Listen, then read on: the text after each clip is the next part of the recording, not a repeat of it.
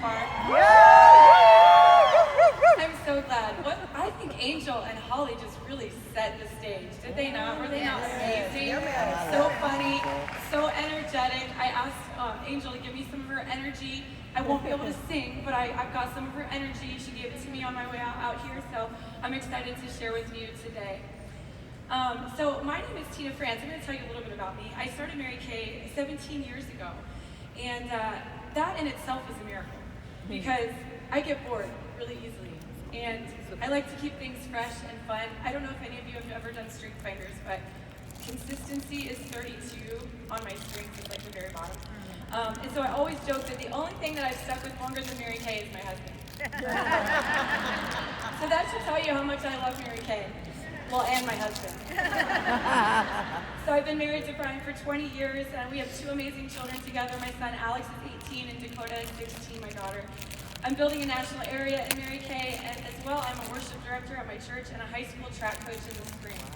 When Mary Kay found me, I was a domestic goddess, college dropout, and a musician who volunteered at my church. I had a 16-month-old attached to me 24/7, and we were living paycheck to paycheck. A friend of mine from high school introduced me to Mary Kay, and although I was extremely skeptical because I tried selling candles once and I almost burned down my house, I gave Mary Kay a try anyway. I thought, what's the worst thing that could happen? I buy the biggest compacts I've ever bought. I can handle that. And I know my mom will buy for me because she's used Mary Kay ever since before I was born. So I thought, what the heck? My spontaneous decision didn't surprise people because I love to try new things. And I like to live on the edge of it. But what did surprise people, and even me, was the fact that I've stuck with Mary Kay for so long. Here's why. Mary Kay attracts people who want to live full out, who want more for themselves, and who are they just have a giant on the inside that's just wanting to get out. Mary Kay attracts people who need good culture. You know, most people don't quit their jobs because of their job. They quit because of the culture at their job. Mary Kay attracts people who want more than just a discount on great products, people who want to tap into the wonderful gifts that God gave them. So here I am today, so glad that I stuck with Mary Kay, even through the difficulties and the setbacks, because my family has enjoyed so many of the Mary Kay rewards because of the consistent effort and energy I dedicated to my business. And if I could grab each one of you, your faces, and hold onto your cheeks, and look in your eyeballs, in your big, beautiful eyeballs, I would say, don't quit. Don't ever give up. Don't quit. You can do this. I don't know if you ever call Mary Kay and get stuck on hold with Mary Kay Pearls of Wisdom audio, but one of my favorites that I hear quite often, and you guys might know it, is the story of the little boy who is having trouble practicing the piano. And his mother, in a desperate attempt to encourage him, bought him tickets to see the great Podorowski in concert. They arrived at the concert with great seats, and the little boy became impatient, waiting and fidgeting and waiting for the concert to start. His mother started chatting with her friends and wasn't really paying attention when he got sick of waiting, and he slipped away to the big grand piano on the stage, flooded with all the lights. He became mesmerized as he put his tiny fingers on the black and white keys. Hundreds of frowning faces looked toward him when suddenly the room got quiet and the song Chopsticks started to fill the entire music hall. Who would bring a boy to this? Stop him. Where is his mother? Backstage, when Podorowski realized what was going on, quickly grabbed his tuxedo, ran out on the stage, bent over the boy, wrapped his arms around him, and began playing around him, improvising to the tune, whispering in the boy's ear, "Don't stop, keep going, don't quit." You see, sometimes we get stuck, and sometimes we can't see any point in going on because we can't see the unseen. But at the right moment, in the right way, your future self is whispering in your soul. Your future self is saying, don't quit, keep going, you've got this. So have faith and don't quit, and the biggest thing I've learned in this business is to trust the process. So let's dive into this training a little bit. The topic I got was retention.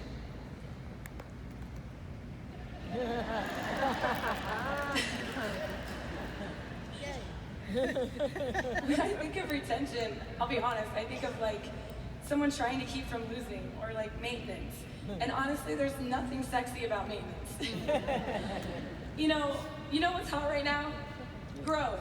Growth is hot right now. Yes. And so rather than only teach you about how to maintain or stay the same or even keep from losing, and I will cover that, I want to focus on growth.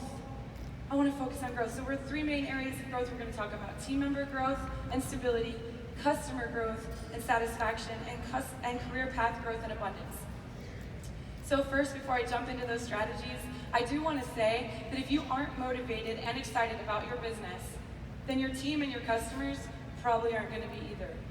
It does begin with you.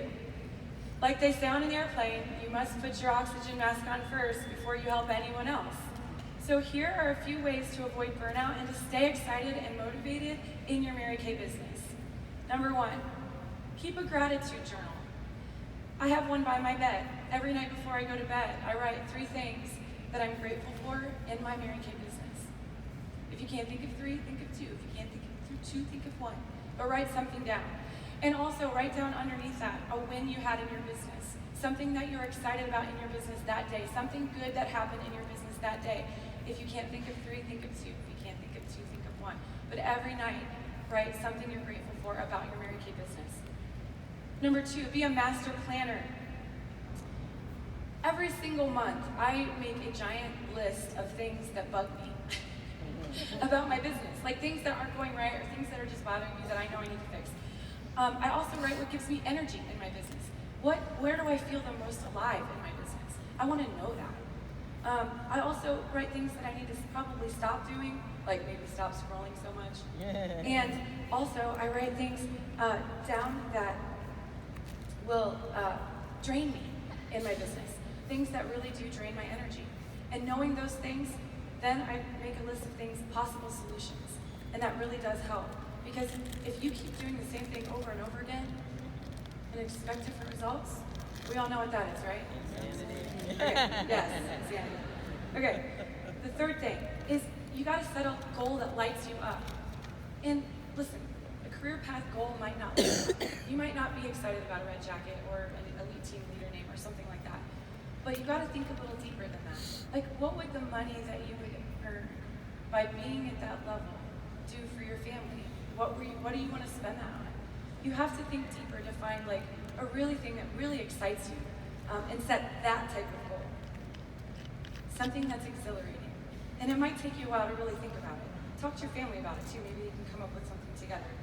But confidence is broken when you set a goal that you aren't able to hit because you either have unrealistic expectations about the work it takes or you aren't willing to change to hit it. Don't ever give up on a goal that God puts on your heart, but always be willing to do whatever it takes to hit it. Number 4, take time off and really be off. Like take a day where you're just off. But then when you're scheduled to work, really focus on work and find those wins, small daily wins. I like to ask myself every morning, what would feel like a win today? When I put my head on the pillow, what do I want to have said I accomplished today? Okay, so that's a really good focus for you for the day. That way when you're going to write in your gratitude journal, you can be like, that's exactly the intention I set this morning, and write it in your journal. Number 5, stay active in your business. I've never met a burnt out, sad, depressed consultant who had a 10-show week, sold $3,000 and got a gold medal. They don't exist. Burnout can set in when you are inactive for too long, but your brain is thinking 24/7 about it. Have you ever thought about Mary Kay for a day but not really done anything about it for a day? It's kind of exhausting, right? It's tiring. I've never been more energized than working my Mary Kay business consistently. So I have made booking a constant part of my routine. I was always way more excited about my business and hopeful to hit my goals when I was working consistently. Number 6, as Brendan Burchard said, make self-improvement a way of life. We all have to fight distraction and mediocrity every single day. We really have to be deliberate about our own growth. Because it doesn't just happen. This means living with intention and striving to summon the best of who you are each and every single day. This means you stop letting the world dictate your emotions and how you think. Instead, you have clarity of the type of life you want to live. And you do the hard work to shape your mindset and good habits that manifest joy and progress daily.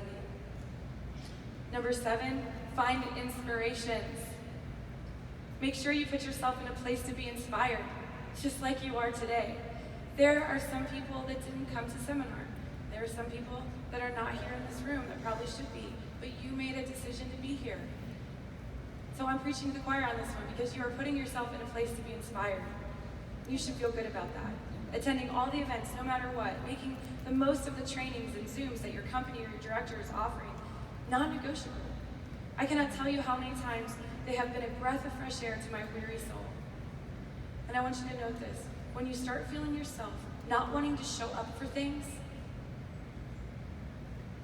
or justifying why you really can't make time for that, that is a warning light that you may actually desperately need to be on that training or go to that event. Number 8, celebrate achievements. Big and small. You get a booking, share it with your team. You get a sale, tell them how you did it. And then go eat a piece of chocolate. You guys, we have to celebrate those little wins along the way so that it just keeps us moving. Don't stay in the celebration for too long, get back to work, but you gotta celebrate. You gotta celebrate. Yeah. Let's talk a little bit about motivation really quick, because sometimes you may find yourselves in a season of burnout for one reason or another, or even a super lack of motivation for whatever reason. And I want to say, first, check your hormones. Especially if you're over 40. But after that, you really have to understand that motivation is a scam. It really is a scam. What does Zig Ziglar say? I think he says motivation doesn't last, and neither does bathing. That's why we recommend it daily. We have somehow believed a lie that we can only really do something when we feel motivated to do it, or we just must not be called to do it anymore because we just don't have the motivation anymore. That is a lie from the pits of you-know-where. Most things you are supposed to do, we don't hardly sometimes never feel like doing. Eating healthy, exercising, not yelling at someone who cuts you off in traffic. If we left the world in the hands of the 24/7 motivated, the world would be in more chaos than it is now, or that we could ever imagine. Motivation is a scam. What if Michael Jordan would have quit basketball after a couple bad seasons when he wasn't feeling it? What if Michael Phelps stopped swimming after a few low times in competition? What if the Israelites stopped walking around Jericho only after 6 times because their feet hurt? Come on! Yeah, say that. Bring it on! That's right. It is hard to stay committed to your dreams and goals when you are relying on motivation to get you there. So how do you stay committed and disciplined or dedicated? You practice it, just like any other skill. You practice. I have a saying with my unit, practice till it's pretty, because it's not ever going to be perfect, but you can practice till it's pretty. You are about to have an amazing opportunity to practice when you get home from seminar. When it's back to business as usual, you'll be tempted to fall into the trap of doing the things you've always done and being the person you've always been, and the danger of that is you will never go where you're dreaming of going.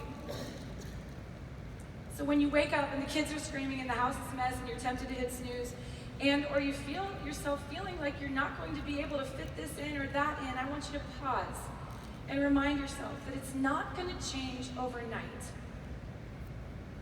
But today, you can practice commitment and practice discipline. Today, you are going to give it your best instead of putting off another day. And today, you will choose to step into your dream, inch by inch. You just got to practice it. So let's talk about your team, and as you start building a team, how can you encourage them and empower them and support them to stay motivated in this business?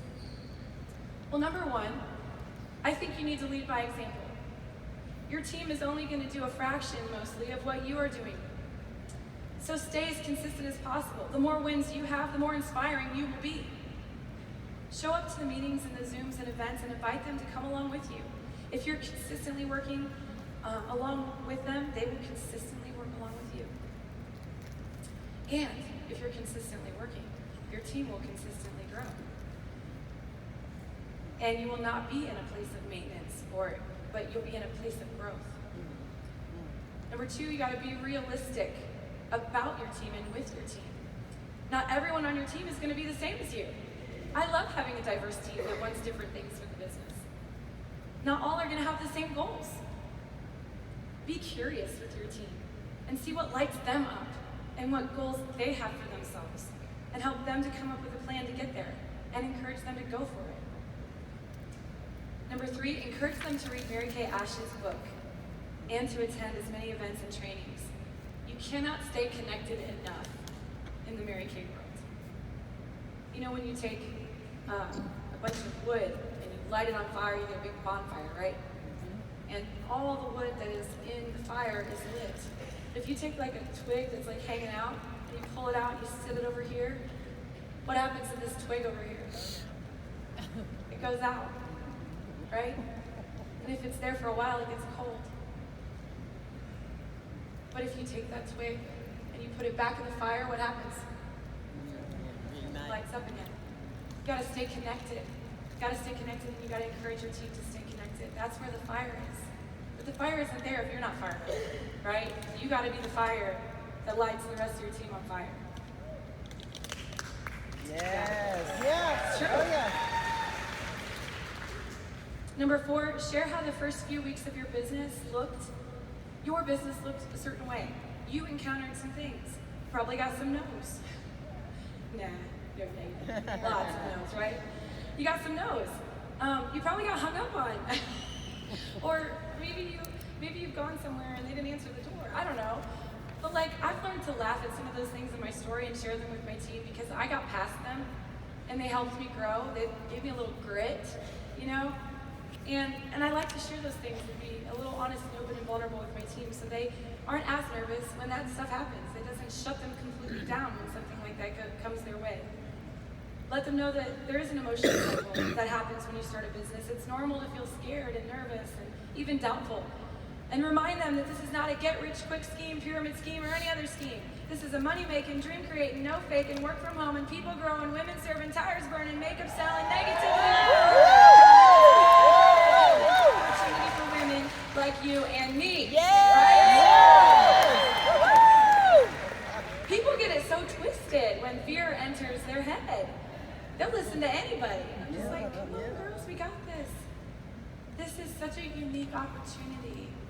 And with a unique opportunity comes a lot of haters. You know? So, educate your team on that. And number 5, help them make money right away. People are not going to leave your team if they're having fun and making money, right? I would never leave anything that was making me money and having fun. That's why I've been with Mary Kay for so long. And so help them to make money right away. I love getting a launch party started right away for my new team members, or even a challenge for them to sell 24 items in 24 hours, or 48 items in 48 hours, or something like that. Or even a challenge before their starter kit arrives. Like, what can you do before the box? Beat the box. How much can you sell before your box arrives? Something like that. I also encourage them to have 20 people register on their website as quickly as possible. Number 6, let them know that what full circle work activity looks like. Selling sets, booking new appointments, and offering the opportunity, and my favorite, getting referrals. That is such a great way to continue having names and people to call and people to book. This will ensure that they're maximizing the time that they have every appointment, so they'll always have people to call, people to book, and to show product to, and to share our awesome marketing opportunity with. Number 7, teach them the script. This is what I was taught when I was a brand new consultant 17 years ago, and I said it, and it worked, and I'm going to teach it to you. You've heard it before, I'm sure. But I'm a brand new consultant in Mary Kay, and I'm excited and I'm nervous. But my first challenge and goal is to practice on 30 faces in the next 30 days. Can I borrow your face? I promise I'll give it back. And I was excited and I was nervous. And that was the truth. And my energy and my anxiousness probably showed through. And I don't know if they felt sorry for me or if they were excited with me, but they said yes. And so I teach that to my new consultants. Like, can I borrow your face? I promise I'll give it back. They'll probably laugh. They'll probably say yes. But like, that's how you're going to get your practice. Number 8, celebrate with your team on the little wins. Praise and encouragement go a long way in a world where women are overworked and underappreciated. Your team is where women feel safe and loved and praised. If you notice a teamie starting to disconnect, gently ask if you can help them get reconnected, or if they need some help brainstorming some ways to get back on track, and remind them why they started. When I have a new team member join, the 3 most important things I tell them is stay connected, communicate well and often, and immerse yourself in the training and skills. Stay connected, communicate well and often, and immerse yourself in the training and skills. If you don't hear anything else during this welcome call, stay connected, communicate well and often, and immerse yourself in the training and skills. Okay, so we talked a little bit about team. Let's talk a little bit about our customers. We want to keep them and we want to grow them and make sure they don't shop anywhere else. So get them registered on your website, and I have them download the Mary Kay app and I give them a coupon to do that because I feel like on your mobile it's easier to do the app than the website. So I want to make it easier for them to order. 2, I make a connection from the first appointment. Some of my favorite communication questions to my customers or my future customers are just getting to know you questions like, tell me about you, tell me about your family, tell me about what you do during the day. But then I want to know about their skin. What would you love to change about your skin? What changes to your skin would make you feel more confident? Are there any needs that you have with your current routine that isn't helping? And I always love to match my customers' foundations. And I know some of you that might freak you out, like, but they have a quiz on our website that's actually pretty darn good. And I use that first. And then if I'm meeting with them in person, I just pick the 2 closest, the one that the foundation quiz actually shows them, and the one closest to that. And I have them do a test on the side of their face, and I let them choose which one they like better. When they're choosing their foundation instead of you choosing the foundation, that means they're really confident about it. And I keep foundation customers, because when they find one that they love, they ain't going nowhere else. So definitely match their foundation. Have them register for PCP, which I'm sure you guys all did that this past, and if you didn't, there's another opportunity with the holiday coming up, so they get a little goodie from you, and I call them and let them know they get a little goodie from me. I follow up with them after they've tried the product and after they've bought product. Say something like, hey Chelsea, I just wanted to follow up with you to see how your skin is doing. Simple, short, but you care. And then study up on the products and use them so you can be a wealth of information if they have questions. So a few months ago, Mary Kay asked me to share a little bit about why I have kept my customers for so long. And at first I was thinking of things that I did to keep my customers, and I was thinking of things that probably they stuck around, and then I just decided to ask them. I just asked them, hey, I have a question. Why do you stay with me, and why do you continue buying Mary Kay products from me? And I was amazed at some of the things that they said, and they were very insightful, and I wanted to share them with you because I think this is what our customers, these are what happy customers really are looking for and really want in a consultant. One of my customers said, I remain a loyal customer for a number of reasons. First, I love the results of the products. I shared with you in the spring of 2021 that a nurse told me while preparing for surgery that my skin didn't have the lines she would expect for someone my age. I told her I use Mary Kay. Also, just in the past October, my gynecologist asked, what's your age? I told him I was 71, and he said I looked more like upper 40s. Wow. He was being overly kind with that response, but I still relayed the message that it was Mary Kay. I am now 72 and have had other people tell me I look younger than my age. Of course, I remain loyal as your customer because you have always been extremely kind and professional with your communication with me. I have never felt pressured to buy any certain products I bought from someone else before you and always felt being pushed. In addition, I felt you have excellent knowledge of the products I used.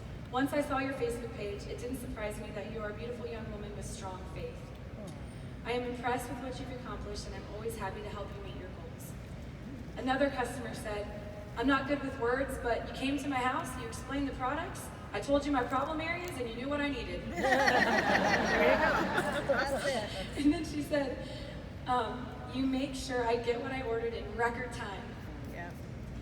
I can text you orders, I can call you with orders, you're super flexible, I can pay you online or pay you in person, and you give specials, and you're sweet, personable, and friendly. Another one said, okay, here's my 2 cents. You've built your brand, I can trust you, I know you're not going anywhere. I won't just order from you to have to switch consultants in a month. I like knowing that you always educate yourself and spend a lot of time doing professional development. I also like that you represent your brand well wearing the products. I purchase from you because I trust you, period. And I also purchase from you because I believe you care about me and my skin, not just a paycheck. I thought those were very insightful. And so if you could, yeah, right? So if you have some customers that you've had around for a while, ask them to see what they say. And then take what they say to heart and replicate that as you're building new customers. And that will help you grow. All right, so to close, I just want to say, in this connected age, there is still a rise in loneliness, isolation, anxiety, and depression. Women need connection, and they need community. They want to be invited. They want to know that they're cared for or heard. One of my beautiful sales directors, Sydney Overcast's unit motto is, seen, heard, loved. And in my opinion, that's a great filter to connect with any one of your customers or your future team members or your current team. Do they feel seen? Do they feel heard? And do they feel loved? You know, Mary Kay said she pictured everyone with a sign around their neck that read, make me feel important. And when you follow that rule, you'll be just fine. So when you get in a good rhythm with your team and you get in a good rhythm with your customers, all while building and growing more, then you will not only retain or maintain, but you will soar. And then with new growth and new rewards, or new growth comes new rewards. Maybe you will be putting on that new smoking hot red jacket. Or maybe you have your eye on the director's suit. All right. Well, no matter where you want to go, it's possible. It's totally possible. Don't quit. Don't give up. Focus on growth. And I want to end with a story, one of my favorite stories, and my unit who's here in the audience know they've heard this story. There they are. I want to end with a story of a bunch of ducks. A bunch of ducks waddled into the church, waddled to their duck pews. The duck choir waddled in and sang their duck songs. The duck preacher waddled up to the front with his duck Bible and began to preach. You are ducks. You can fly. You can soar above the earth and rise above what you're currently doing. Don't live around waddling around anymore. You were born to fly. And the ducks said, amen, and they waddled out of the church to carry on with their duck lives. And some of the ducks said amen, fully believing that they could fly. But what would the other ducks think, who were waddling in and out? Will they laugh at me for trying? And then, of course, some ducks said, well, of course we have wings, but we weren't made to fly. That's for the ducks with bigger wings, or fuller wings, or shiny wings. What I'm doing now is okay. That flying thing, it's just not for me. I'm not the flying type. And then others will say, yes, I know I can fly, and I know I have wings, but I'm scared that I may get up there and fall. I may have to struggle to get my wings strong enough to fly. That may take sacrifice, and that may be uncomfortable. And then a small group of ducks will think, you know, I am equipped with wings. I can fly, and I'm going to fly. But only a few ducks flew. So which duck are you? The only difference between the ducks that flew and the ducks that stayed waddling is what they told themselves. It was a belief that flying is for them. Well, let me tell you something. They wouldn't have been given wings if they weren't supposed to fly. Yes. So go.